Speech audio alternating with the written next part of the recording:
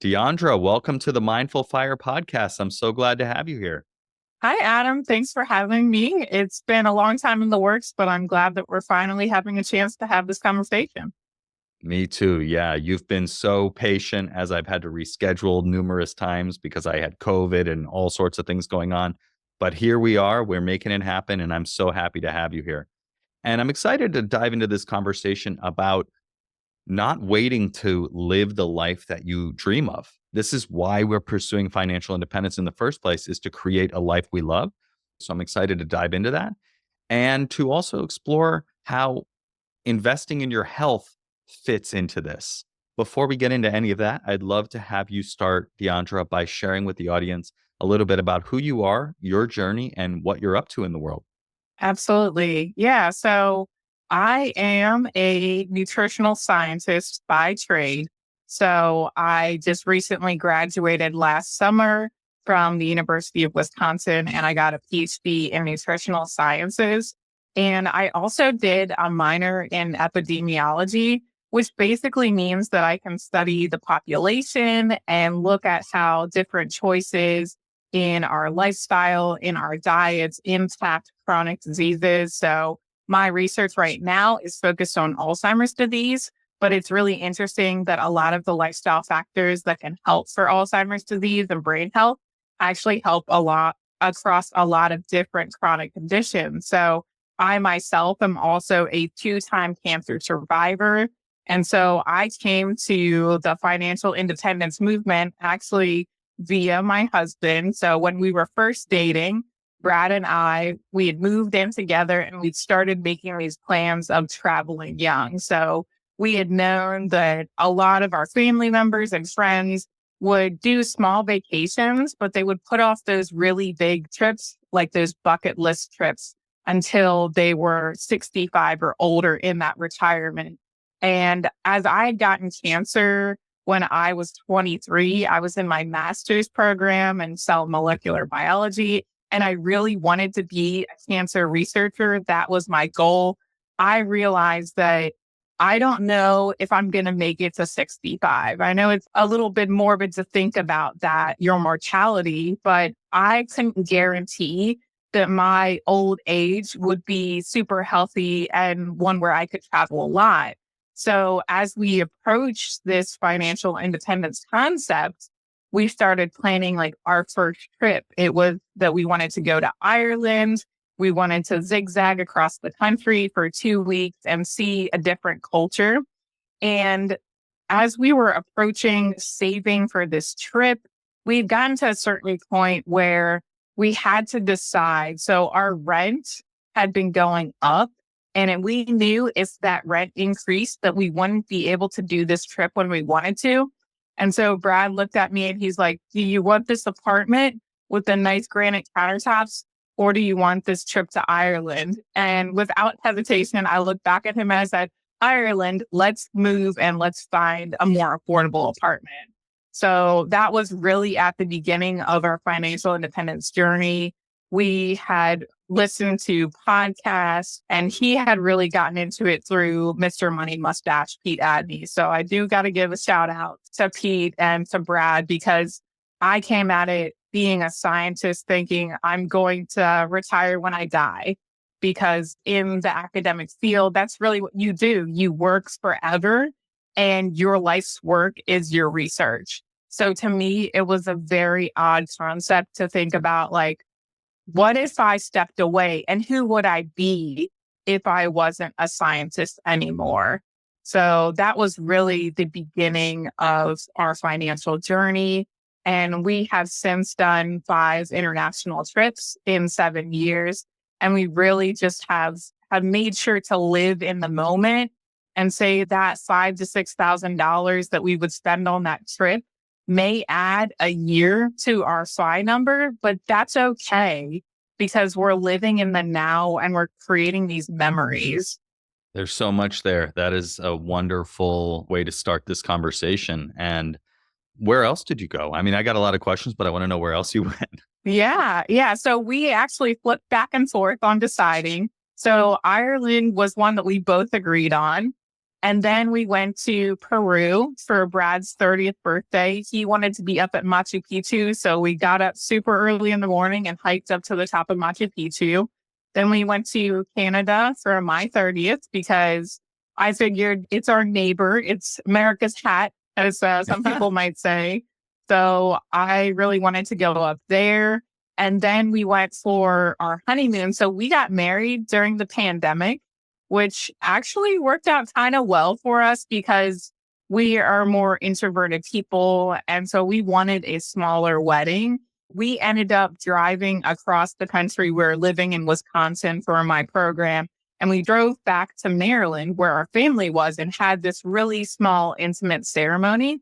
And then a couple months later, we actually went down to Tulum, Mexico for our delayed honeymoon then. So that was really fun. And the last trip that we did was to Italy. Now, this was a little bit different. So my mom, about 6 months before my breast cancer diagnosis that I had at 33, she had been diagnosed with stage 4 metastatic breast cancer. And it was a very challenging time. I was living 800 miles away, and I was the one that had lived through cancer before. And the rest of my siblings were really great and supportive, but they didn't have that cancer background that I did. So Brad and I, we would fly back or drive back every month, and we spent a week with her every time. And it was really a really transformative time for me because I realized that like every time that I was there, it was precious. Every moment we had together was precious. And every time I left, I worried that was the last time that I saw her. As she was going through these treatments, she started chemotherapy. She started getting a little bit better. I sat down with her and Brad and my dad and said, if you could go anywhere in the world, like your bucket list trip, where would you want to go? And she looked at me and said, well, I don't know. But what I would want to do would be to one, eat good food, and two, drink good wine. And so we decided on Italy from there, and we just started planning this trip. And she was on oxygen treatments at the time. And I remember looking up and saying, can you bring oxygen on a plane? How do you do this? We were planning to get this big villa that she could just stay at for most of the trip. So even if she couldn't go anywhere, she would have a wonderful view and just feel like she was really submerged in Italy. And as we were approaching this trip coming up, I got my diagnosis. And some people asked me like, oh, so you're definitely going to cancel the Italy trip, right? Because you need to stay here and take care of your health. And I said, absolutely not. No, we really need to go now more than ever, that this may be our only chance to go as a family. And it was a real turning point too for my treatment because I'd been on some treatments before surgery, kind of putting it off. And on that trip, I decided, look, if the scans aren't what we want, if the cancer isn't shrinking, then I have to make a choice. And so I decided when I came back, I would get the updated scan. And if it said anything negative, I was going into surgery. And that's actually the route that ended up happening. But I was so glad that I got to take this trip, this once in a lifetime trip with my parents, that they will cherish that memory forever. And so will we. That's incredible. That really, it sounds like your diagnosis, your mom's diagnosis really just put into focus what's important and that tomorrow's not guaranteed to anyone, as my dad always says. And I've observed it in others. It's given me some wake up calls, but it's another thing to live through it. How did that change your thinking about starting to live the life that you really want to live? My first cancer diagnosis was okay, go out there and make a difference. Get your career, get things started, start helping people, make that money, retire early kind of thing. But this one really shifted it to more living in the present. That we don't know how much longer we have on this earth. Like, let's face it, you could get, struck by lightning or hit by a car. these things happen every day. Unfortunately, people die young and they have no warning of it. So then I really shifted to the thinking of, if I didn't have to work for money, then what would I do? And last year I went to the economy conference, and my friend Jess from the 5 years that you've had on this podcast, she gave a presentation that was all about this, about designing a life that you don't want to retire from. And that was one of her big questions. What would you do for money if you didn't need any more? And that really got me thinking that I do like research and I like doing things like that. But really, if I didn't need another dollar in my life, I would help cancer survivors. I would help people that are concerned because they have a high family history of cancer. I would give them the tools to prevent cancer, or at least know that they've done all that they could, even if they get it. Because the biggest thing that I took away from my two diagnoses is, the first time I had a lot of regret. I rushed through treatment. I wanted to be over as soon as possible. And I made a lot of decisions that, looking back, I would have changed. Moving forward, I'm thinking of the now, but what's my health in 10 years? And I think that's something that, as cancer survivors, you're told to just make the decision now. Your life now matters. Yes. But what is the life that we're preserving? What am I going to go to after this? When I recover, what is that going to look like? So helping cancer survivors is really where my heart was sitting. And I knew that, but I was concerned that I couldn't handle the emotional stress, that I'm going to watch people pass away. There's going to be people I can't help. But then I think about, if there's at least one person that hears what I'm talking about, that takes a pause, that makes their own informed decisions, then I've made a difference. And I thought about, why don't I start creating that now? Like, I shifted actually away from full-time work. So I could go be a scientist. I have a PhD. I could make more money than I've ever made. But I realized that it was more important for me to do the work that will be my legacy rather than to make the money. I've downshifted since then. I now work part-time. I work 4 days a week. I work fully remotely. And that one day a week that I have off is what I spend building the things that I want to have in 5 years. Because if I don't start now, in 5 years, I'm not going to have anything. Yeah, very true. So, Deandra, you said that there were some decisions you made with your first diagnosis that you made to get through it as fast as possible, but you might have made different decisions looking back. Can you Mhm. share an example of that and kind of how you would think about it differently now? Sure. Yeah, the thing that really sticks out to me is the surgery. So, as soon as I was diagnosed, it was very quick. I went to my primary care. I said, "Hey, I have this lump in my neck." She measured it and immediately sent me to oncology. Didn't even mention anything, which was kind of bizarre. They did all these diagnostic testing, found out it was positive, that they said it was stage 1 cancer, but it was in the lymph nodes. So this is the weird thing about thyroid cancer. Even though it has spread from the original site, which is the thyroid, and it's gone to the lymph nodes, this would normally be stage 3 for any other type of cancer. But for thyroid cancer, it's so curable, and you have so many lymph nodes that are in your neck that they can go ahead and take a lot of them out, and it's still considered stage 1. So the thing that I had signed on for was doing the surgery without looking to see, is there any other treatment that I could have done ahead of time? Could I have changed my diet? I've heard about people that had thyroid cancer and reversed it because of their dietary shifts.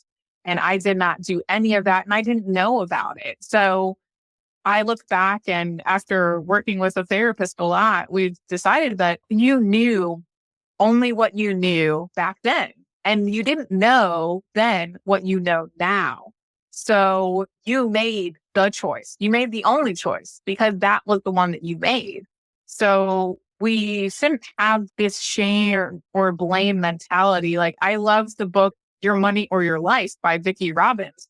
So we think of that in the financial field as, oh, I don't want to sacrifice my life hours for money. But it actually really does relate to the cancer field. If you think about the no shame, no blame. So I got into debt, right? You could say that I got into debt because I didn't know about investing and saving. The same thing as I had cancer and I made these choices like to go into surgery immediately because I didn't know that there were alternatives. So I see that as the same thing. And now moving forward, that I've learned a lot about nutrition. I actually learned about plant-based nutrition, and that's really what led me down the road to go back to school and to get a PhD in nutritional sciences. I think that we can regret our past decisions, but it's really kind of readdressing that and getting that closure that you made the best decision for yourself at the time. And what we can do is not do the same thing moving forward. Yeah. No, I think that applies to so much of our life that we are making decisions with the information that we have, and we're going to have different information in the future and it might change things. But yeah, I think that's really interesting to hear that. Yeah, like you kind of went into that and there were financial and health and all sorts of consequences, not necessarily good or bad, but subsequent things that happened. And yeah, you could have chosen a different path with that. You went to the economy conference last year and you attended Jess's session about creating a life you love, which, as anyone who's ever listened to this show, is very near and dear to my heart and my purpose. And if you haven't listened to that episode with Jess, I think it's episode 96. Go and listen to that. It's wonderful. But sounds like that really lit a fire under you to say, hey, look, like I'm building some level of financial independence. I have more options than I ever had before. Why don't I use those options? I talk to a lot of people in the FIRE movement, and I find that people, they think that what they want is out there in the future and it's in retirement or it's in early retirement or it's after XYZ happens, then they can start doing the thing that they want. But I think that most people overlook that most of what we want, we either have already or we can have very easily. There are big and small ways that you can start to act on the thing that you want and start creating that life now. And as you said before, if you don't start building it now, in 5 years, you're not going to have it. I'm a huge believer in that. I mean, I teach it to other people as well, but it does feel in the moment that like, it's scary. It's scary to get started and it's scary to start walking that path. So I'd love to hear a little bit more. You mentioned you're working part-time. How are you taking that to heart? How are you and Brad kind of both together creating that life that you love now rather than waiting until you hit some arbitrary amount of money, as people often do? Brian and I together. So he is on this mini retirement. So he did one early on, which was actually after he was getting ready to graduate from his master's program. He had completed all of the coursework for this master's program. And then he just needed to do this capstone research project so that he could walk away with his degree. He went to his employer and said, hey, could I work part time? Because I need to make time to do this project. And if I don't do it, then I won't be able to graduate. And they said, no, we need you full time. So he was at this decision point where he could take the money or he could leave it and he could finish something that he had started. And this is something that we'd mentioned in the Taskbinders book from J.L. Collins, that we had this as one of the first things that really showed us the power of FU money. So when he was going through this decision, they said, you know, you have to stay. He said, I'm going to leave then. And he went and he took that last semester. He finished his project. He started looking for jobs in the environmental science field. And he ended up with a job at one of the local parks nearby us because he had a choice to go back to biotech, to go where he had originally made a lot of his money that was invested, or he could go and follow his dreams and try something new. So that was one of the first times that he tried deploying this FU money. And then when I graduated with my PhD and we were moving back to the East Coast from Wisconsin, it came to the same thing. So he went to his employer, said, I'm going to be moving. I would need a fully remote position in order to keep working for this team. And they said, no, we need you in person. And so that was another time that he said, we don't want to keep living here. So I'm going to leave. And he said, thank you for your time. And he started his second mini retirement in May of 2023. And so he is still on that right now. And he took a lot of time to decompress from the work that it's very stressful when you're working 40, 50, 60 hours and it's a high stress job. He was working for a pharmaceutical company, so some of the medications that I took for my cancer, that's the kind of things that he was working on there. And I think him taking the time to step back and saying, what do I want with my years looking forward was really important for him. And he's gotten a lot of support recently now from our family saying, don't go back to the high stress, to the jobs that doesn't fill you up. Instead, go for the options and go after that dream job, that dream field that he really wants. And even if it means less money, I fully support him because throughout his mini retirement, I've still been working. But when I went from biotech industry as a scientist down to a PhD student, I cut like 70% of my income. And I realized that, yes, we need money and we need to be able to provide for ourselves. But once you hit that slow fi where you don't really need to invest a lot more for your 65-year-old retirement, then you can focus more on the now. And so that's what I've been really doing with my new brand that I created after that conference with Jeff. I started Cancer Free Haven.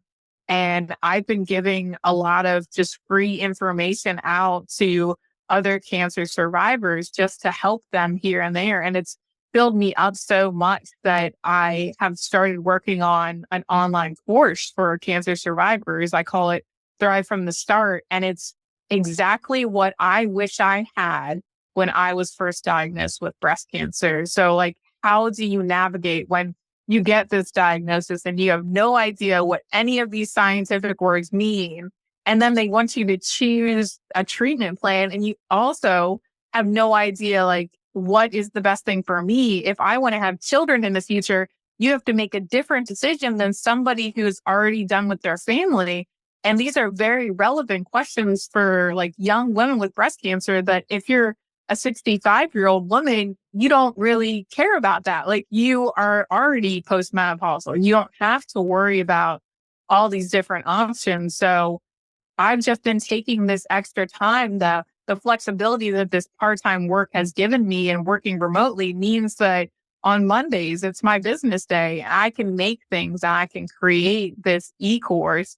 And then in the evenings, I didn't have to commute. So if I feel like it's a Friday night and I want to record a live video with another cancer survivor, then I can do that. It's been less about the money and more about what I'm doing with my time and more about creating a legacy and not living with regrets. So even if I don't retire as a successful entrepreneur, I will know that I put it out into the world, that I created this thing that had the potential to help others. And I think regardless of what your passion is, it can help other people. And that's why I really love the Mindful Fire podcast. It is making a difference and it is helping others, regardless if it brings in money. Yeah, I can attest it does not. Just kidding. No, not yet. Not directly, I should say. But Mhm. no, I really love the clarity and intentionality that you are living and communicating right here. It's what I aspire to. I put this stuff out here. This is me figuring out what I want to do in quote unquote retirement. It's me not waiting until I'm retired or Mhm. whatever to start living the life. I started this podcast thinking I wanted to be a mindfulness teacher. Yeah. Turns out I don't necessarily want to be a mindfulness teacher. I want mindfulness to be a part of my life and a part of what I do, but not the whole thing. I really appreciate what you're kind of sharing here about choosing to prioritize what you're spending your time on and how you're spending your time rather than like just trying to accumulate as much money as fast as possible. I've struggled with this in my own life because I'm very fortunate to have a good job, a high paying job that has its challenges, has its stress for sure, but has been very good to me on the whole. And I think a lot of people listening to this probably are in a situation where maybe they have the golden handcuffs, or maybe they have, meaning they have some stock that is a large part of their salary that if they leave, they give that up. It sounds like both you and Brad have given some of that up to reprioritize into something different that may have a lower take home pay. I'm curious how do you think about that on your trajectory to financial independence? Just in general, like making less money when you could make more, I guess. Yeah. I don't know. Yeah. So that's really interesting. I think I was more accepting of it slowing down our FI journey than Brad was necessarily to start with. So when I went back to my PhD program, I had a target. I said, before I go to this program and make very little money, I wanted to have $75,000 invested so that it could grow while I was going back to school and while I was learning. And so I had hit that. And I think I'd actually ended up with about 6 figures before I went back. So it was enough that it could do some work while I was working on myself. And the first year that I was there, I was like, look, I was making like less than $30,000. So I was like, there's no way I can invest on less than $30,000.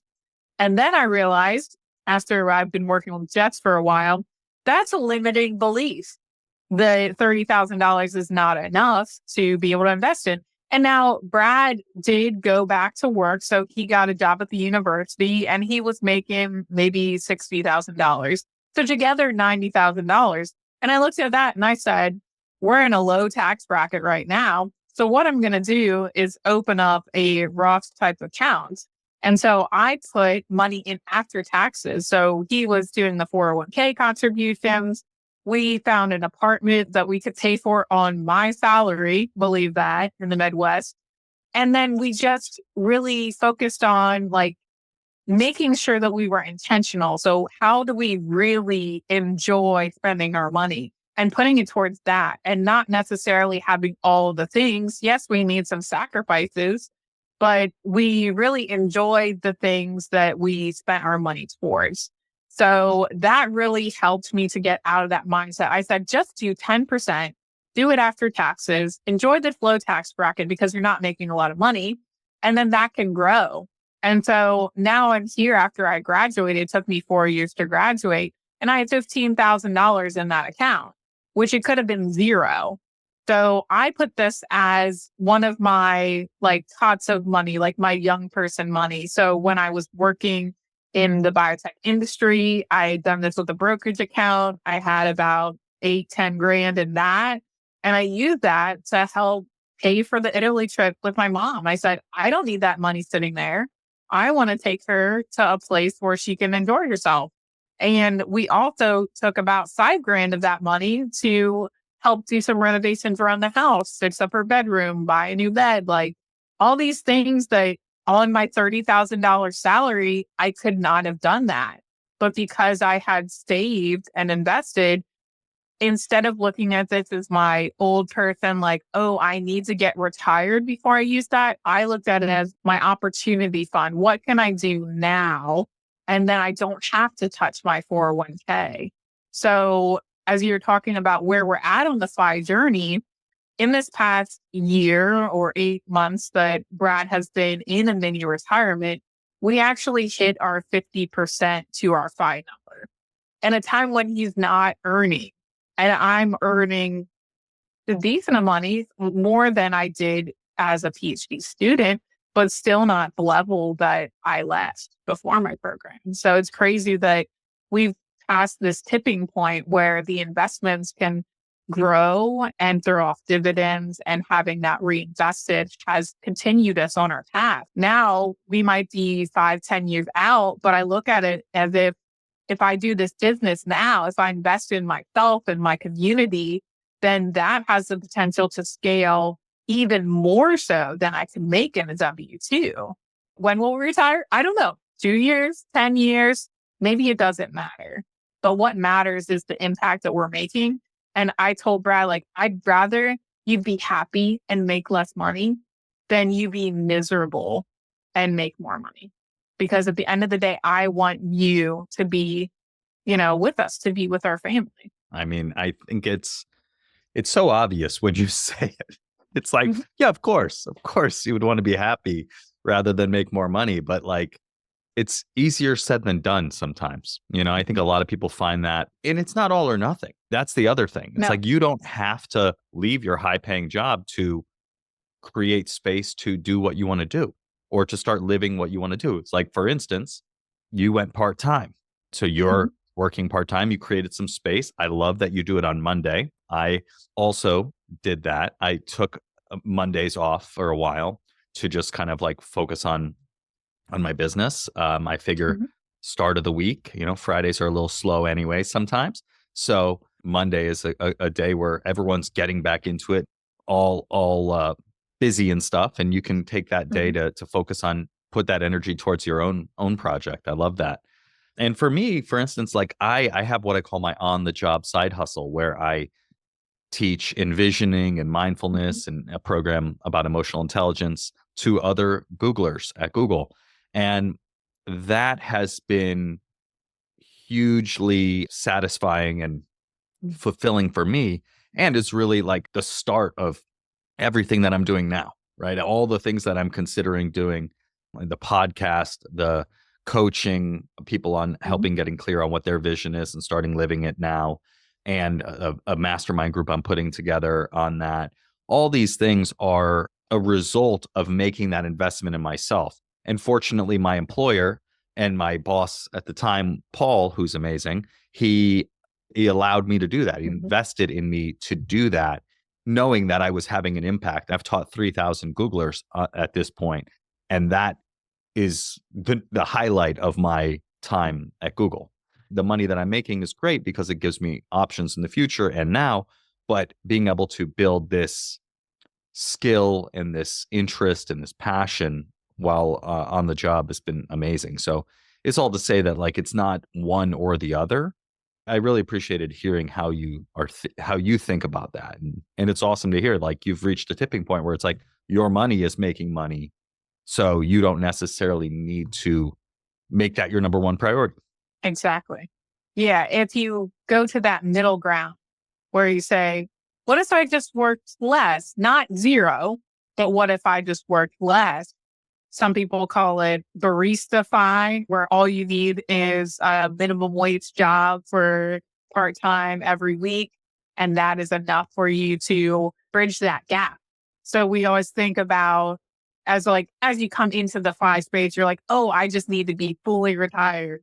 But I really love the slow FI movement saying that, no, you don't really have to do that. What if we just bridge that gap? And so I think about it as, if you could get down to a place where your side hustle makes you $1,000 a month, that's $12,000 less you need to pull out of your 401k, your retirement funds, your Roth conversion ladder, whatever you're doing, your strategy.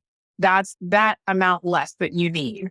So you don't even have to have a lot. But for us, we had seen that, once you hit about $250,000, that was the tipping point, at least recently, that it started to outpace even what we could invest on our own. So, yeah, it was really cool to observe that. The market does go down. So, having some income means that you don't have to pull out. The reason that our investments hit the 50% was because the mini retirement Brad's on, he had a cash cushion for. So he didn't have to immediately pull on those gains, and instead he could let them ride. Exactly. I love that. One thing you mentioned there, Deandra, is this idea of an opportunity fund. I Love that idea. Love the idea of opportunity. So would love to hear how you think about opportunity funds. So like the opportunity fund, I see it as like you either have old person money, like 401ks, things that you're not going to pull out for retirement, and young person money as accessible funds. So my opportunity funds was like my brokerage, which is if we want to take a trip, if I need to help someone, if I just want to invest in myself, then that was that category. And another really important account that I had was my HSA. So I know a lot of people in the fire movement, they say that the HSA is this gold mine. Like you can let that ride and invest in it for 30 years. And when you retire, then you can pull out of it and you don't have to pay taxes. And it's this special account. But I actually used the HSA to take care of my health when my income was lower. So when I got diagnosed, I knew that I had enough for my deductible. My out of pocket was in that account. I didn't sweat it. I got the treatments that I needed because it was there. And that peace of mind of that account, I think that sometimes goes overlooked that we see that, oh, I can't pull out of that. But even if you're just keeping pace, like you're still going to be saving some money, right? You're not paying the taxes as it comes out of your checking account or your paycheck.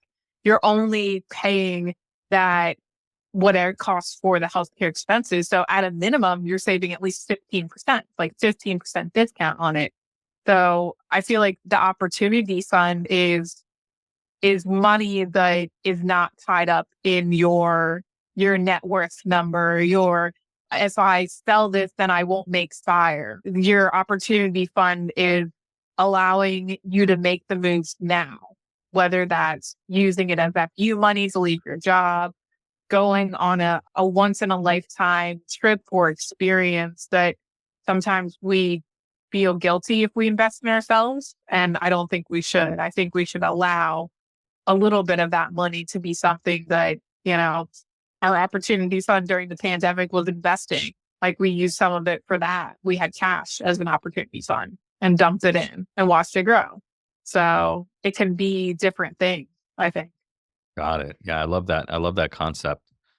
So you mentioned this idea of using your opportunity fund to invest in yourself.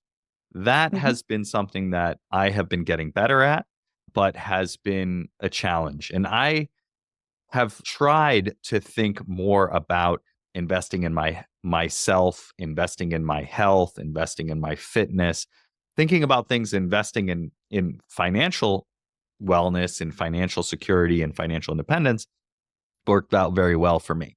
So I'm trying to apply that investing mindset to other areas of life that have been a little bit more challenging to adopt. Health Mhm. being a big one, fitness, eating healthy. So as a nutritional scientist PhD, you probably Mhm. have some insight into this. So would love to hear your thoughts on investing in yourself and your health.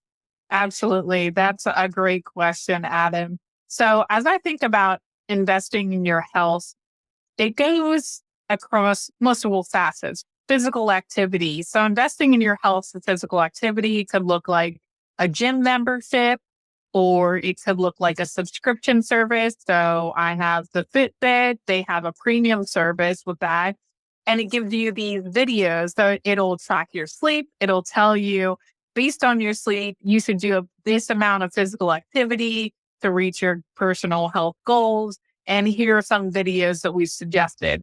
So they've done this really nice, like streamlined approach to if we're monitoring your sleep, your step count, your activity minutes, then what should you do to maintain your health and probably improve that as well? So physical activity is one that I think people are really easy to convince. Okay, yes, I know working out at the gym will make me more fit, will be stronger. But then I think when it comes to nutrition, that is more of a loaded topic, right? That it's not as simple as, oh, I'm just going to eat healthy and then therefore I'll feel better because everyone's idea of healthy eating is different. I do want to tackle before I get into a couple suggestions, the concept in the FI movement that you shouldn't have to live on rice and beans. Like rice and beans are a deprivation kind of state. I wanted to revisit this because from a nutritional standpoint, rice and beans are actually really healthy for you. So if you look at brown rice, so white rice is all polished. They remove a lot of the fiber, a lot of the flavor. So I refer to brown rice as my go-to. So this is actually going to help you to slowly digest your carbohydrates. Carbohydrates are actually not good or bad. We have both simple carbohydrates, which could be like a processed food, like sugar, that your body is going to metabolize almost instantly. And then if you're not using that energy, then it can store it as fat. So that's where carbohydrates get the bad rap. But then we have these complex carbohydrates, which are found in whole grains, rice, things like that, that are going to be slower for you to digest. So it actually can help to lower your blood sugar. So it's really good for diabetics. It has high fiber that can help to lower your cholesterol as well. So there is in the J.L. Collins' original book, The Simple Path to Wealth, he has that story of the parable of the monk and the minister. There we go. You got it right there. So he says, the minister says to the monk, you know, if you could learn to cater to the king, then you wouldn't have to live on rice and beans. And which the monk replies, well, if you could learn to live on rice and beans, then you wouldn't have to cater to the king. So the flip side of that is we know that rice is, really good complex carbohydrate for you. Beans is actually one of the foods that is found across all of the blue zones. And so the blue zones is a study by Dan Buettner, and he went and he was looking for these regions that had the most population of centenarians. So people living to 100 or more. And so what he found was this common thread that all of these groups, they had a starch like a potato or rice or something like that as a base. And then they also incorporated beans. So beans are a great source of protein, and they really do help to supplement. If you do eat meat, then you get some protein from the beans and you're going to get some protein from the meat.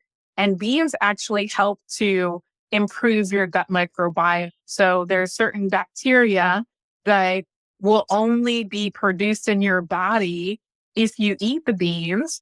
And these are going to strengthen your gut microbiome. And when you have a healthy gut, then you have a healthy mind as well. So we know that there's a connection between the gut and the brain, and it sends positive signals when you have healthy bacteria growing in there.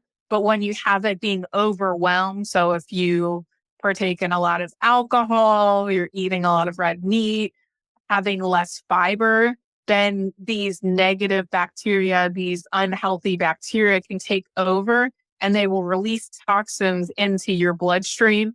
And it can actually form as almost a depressant. So they've done studies looking at antidepressants like the medications versus food interventions. And so one of the things that they found is that these beans are creating this diverse gut microbiome, and they're producing bacteria that you would not see otherwise. So bacteria is good. It is a part of us. It's inside us, that's on our skin, and it's nothing to be feared. But we want to promote the growth of the healthy bacteria rather than the harmful ones. Got it. So eating rice and beans sounds like a good plan. What Yeah. kind of beans? Any kind of beans?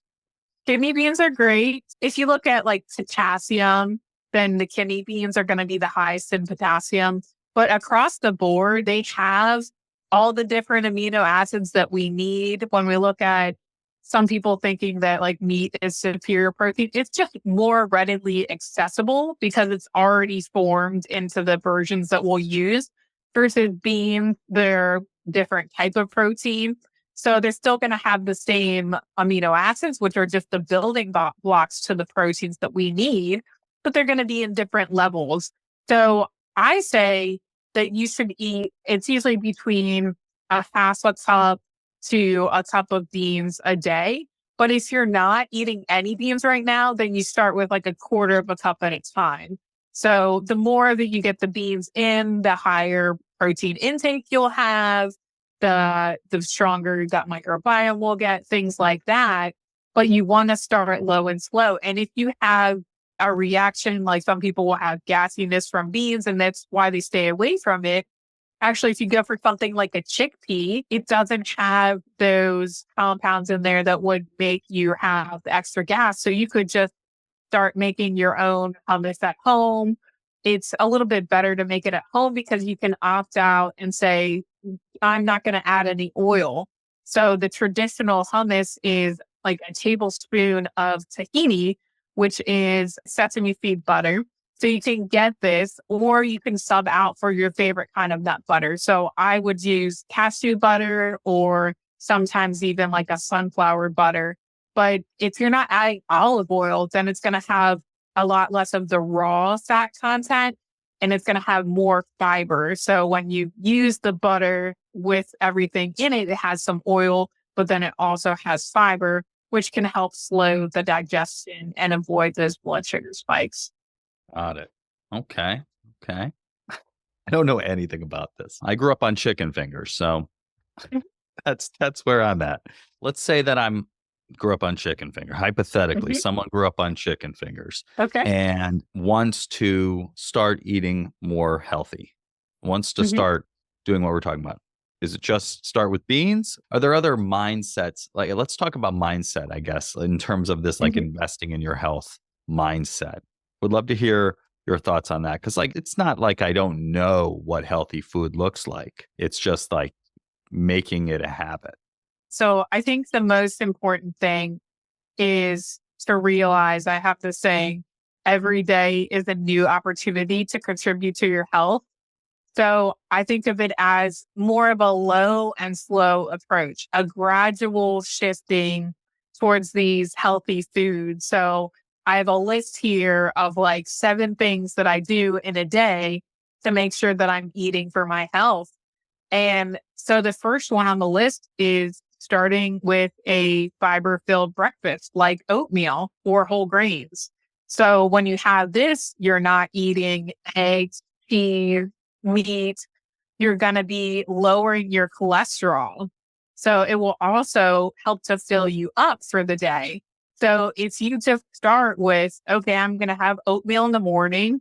And so when I refer to oatmeal, I say, just go get some oats if you can afford organic. That is the best because they actually spray glyphosate on the oats to dry them when they're not organic.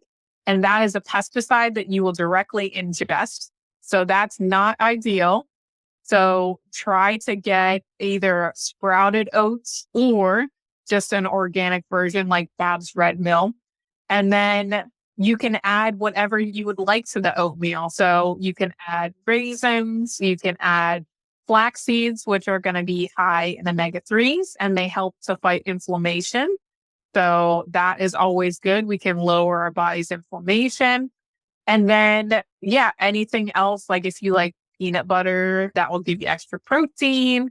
You can add a banana for sweetness, and that's also going to give you extra potassium. So just starting with something as simple as saying, 1 meal a day, I'm going to swap out and I'm going to start my day off, I think is an approach to go with. If you aren't a big fan of oatmeal, the other big suggestion I do give is to start with a daily smoothie and it would be a green based smoothie. So you can put in like 2 cups of kale or spinach or arugula, any green leafy vegetable like that. Then you add in a fruit. So we use the banana for sweetness and it gives you extra fiber as well. We add the flax seeds to that. Flax seeds are great for inflammation. They're also good because they can help to reduce your body's exposure to estrogen. So for women, if you're concerned about breast health and breast cancer, then flax seeds are great for that. You can add a protein powder if you like to add those into your smoothies. And then we usually just use like a plant-based milk to top it off. So that and maybe a cup of fresh or frozen fruit, whatever is in the freezer at the time. So this, if you add the protein powder, you can get it up to about 600 calories on a regular day. And that's really cool because that's a full meal for you. So even if the rest of the day, your choices for food maybe are less than ideal, you know that you started off with your 2 servings of fruits, 2 servings of vegetables, and your flaxseed. You already have a lot better than some people maybe on a traditional American diet, a standard American diet might have done. I love that. And so here's a chicken finger guy question.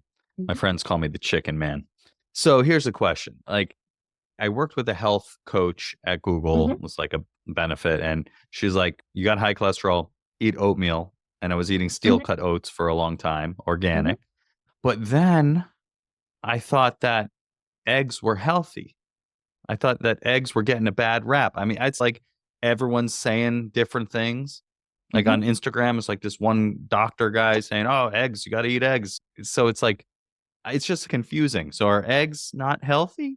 Yeah. So this is a hotly debated topic. And what I go to is I ate the standard American diet for about 20 to 30 years.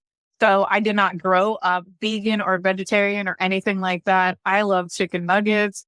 When I was in college, I ate ramen noodles and hot dogs. My parents grew a little garden and I really enjoyed that.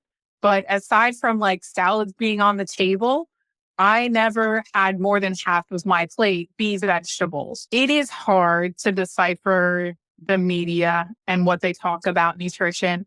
But I go back to the reason there is confusion is because people like to hear good things about bad habits. And if you are a reporter and you yourself eat a certain way, then you're going to lean to reporting on that certain way.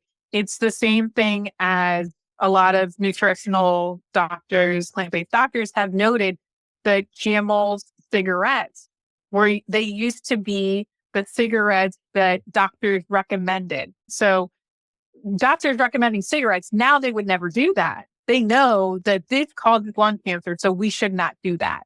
But back in the day, they were smoking themselves. And so therefore they wanted to tell their patients that it was healthy. And so if they chose a certain type of cigarette, then that was better for them. So I put eggs into that same category. Yes, they are high in protein, but they are also high in cholesterol. If you are eating eggs on a regular basis and you're not eating a high fiber diet that can help flush that out, then your cholesterol will continue to rise. So your cholesterol is twofold.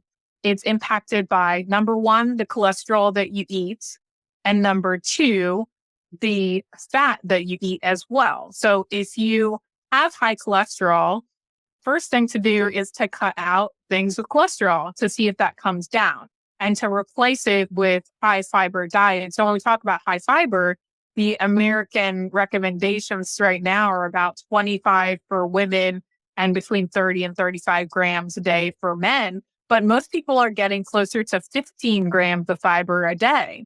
You can do a really quick calculation, just either if you have one of the fitness trackers, you can just type in what you eat in a day and see where am I at in relation to that. So on a plant-based diet, I get 50 grams of fiber a day. So twice the recommendation. And sometimes I'll get closer to 75. Now, there are some people that even with removing all cholesterol from their diet and going for a low fat diet, they will still have high cholesterol. And this is called hypercholesterolemia. There is a few genes. So for those people, I would suggest to go through the diet, do it properly for at least a month, if not 2 to 3 months.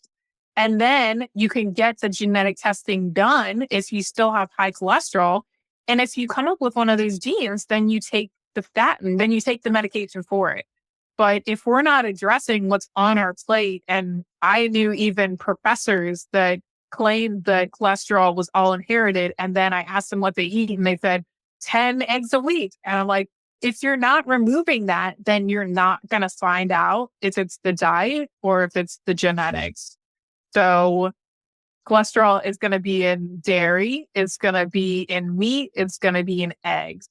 So if you are really serious about lowering your cholesterol, you have these genetic markers, it should be impacted by your diet. So your diet changes help to flush that out.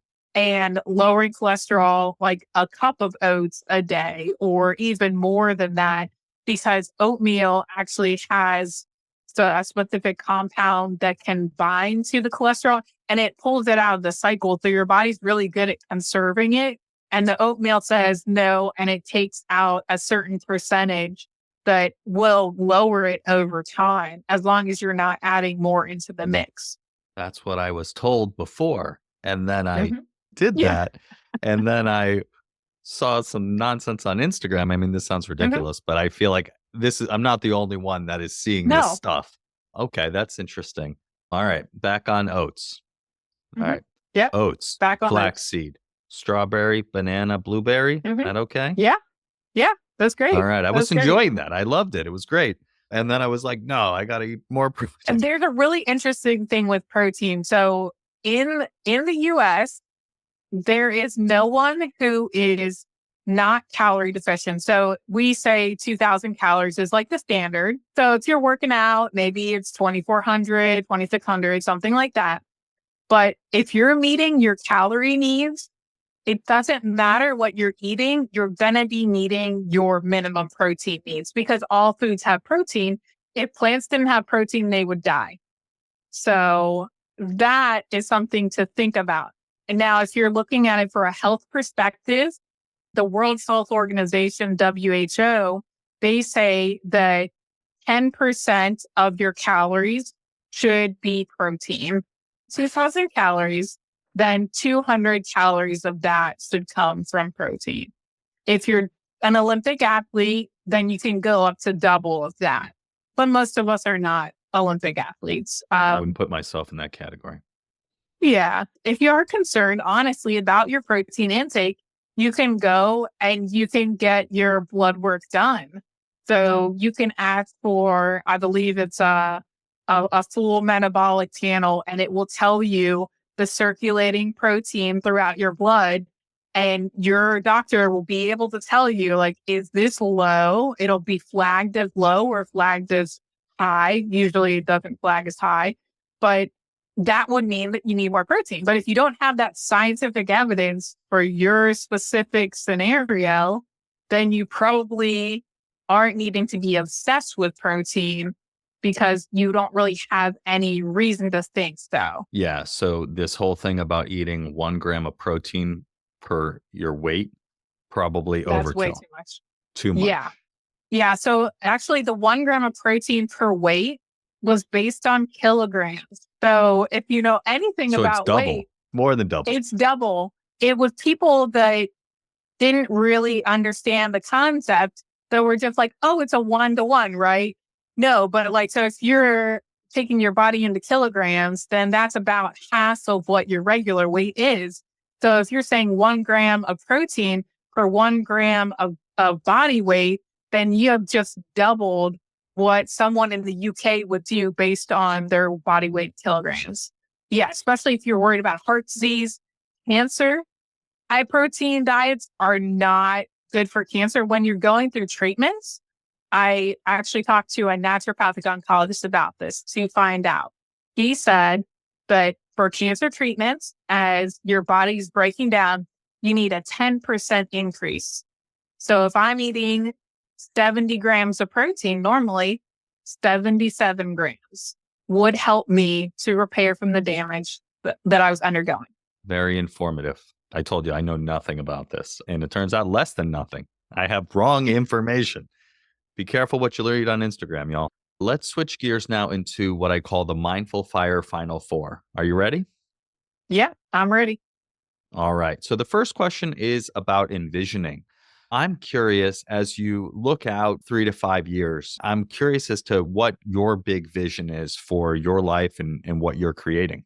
what I'm envisioning for the future is my brand, Cancer Free Haven, just really providing this much needed information. So you say, you got to be careful what you find on Instagram. There are good sources on there. So I'm not going to say that nothing there is valuable, but it's all about like meeting people where they are. So I've chosen to go onto Instagram for Cancer Free Haven and just to provide this crucial content, this information. I don't want to be the one deciding for people. If you like to eat a little bit of meat every now and then I am not going to tell you not to. The same thing with Cancer Free Haven. If you want to do a traditional treatment path, I'm not going to tell you not to.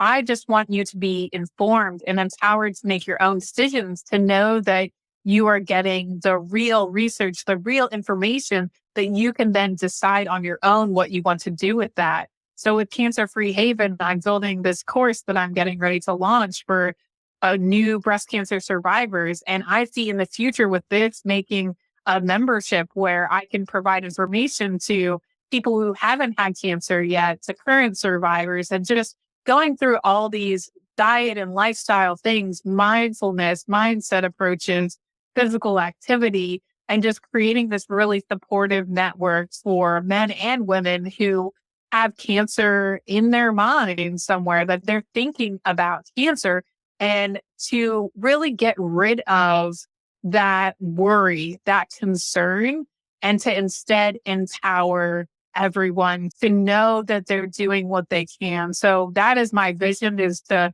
maybe step back from my research and to be full into this.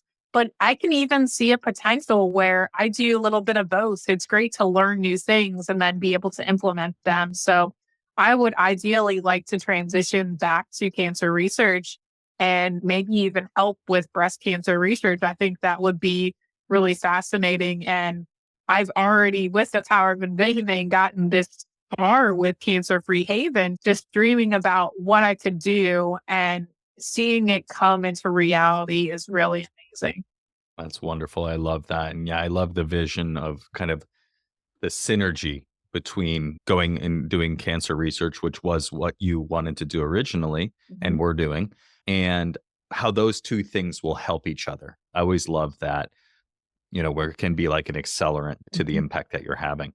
All right. The second question is, what piece of advice would you give to someone early on their path to financial independence?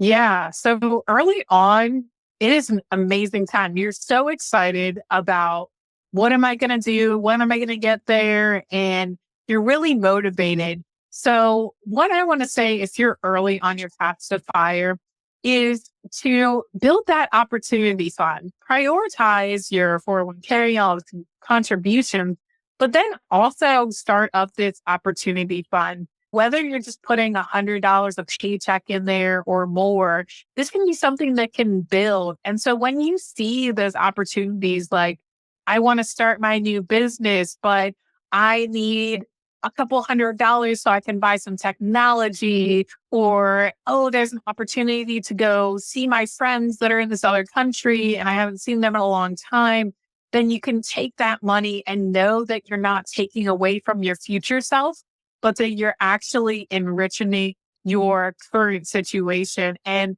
that will make the path to fire much more enjoyable, that you can enjoy the journey and just appreciate the memories that you're going to make now. Because when you're retired, you're going to look back and say, I'm really glad that I went out and I did that thing.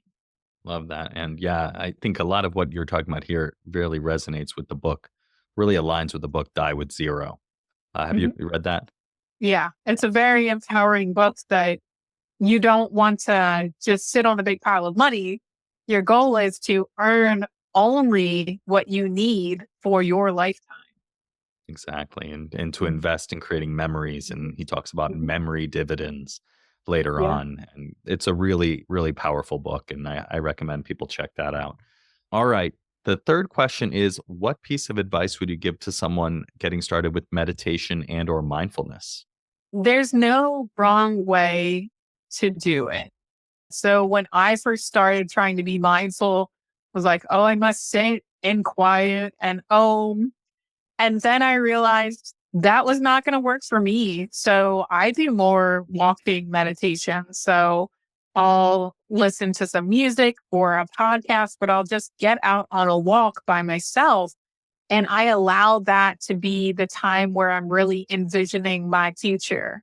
Well, I'm listening to a podcast about businesses and I'm getting excited that, oh, I could do this. So I think just taking it in any form that comes to you, for me, another time is like waking up in the middle of the night when you can't sleep and just journaling then.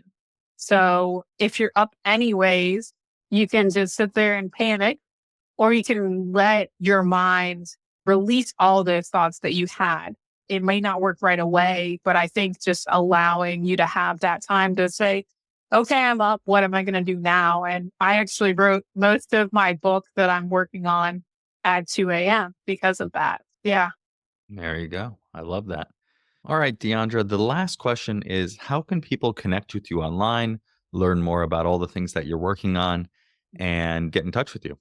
Thank you. There are two different places that you can find us online. So the first one is thatsciencecouple.com.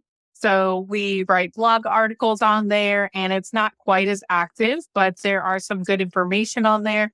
And we have nutrition section, we have financial, and then we have more mindset and mindfulness there as well.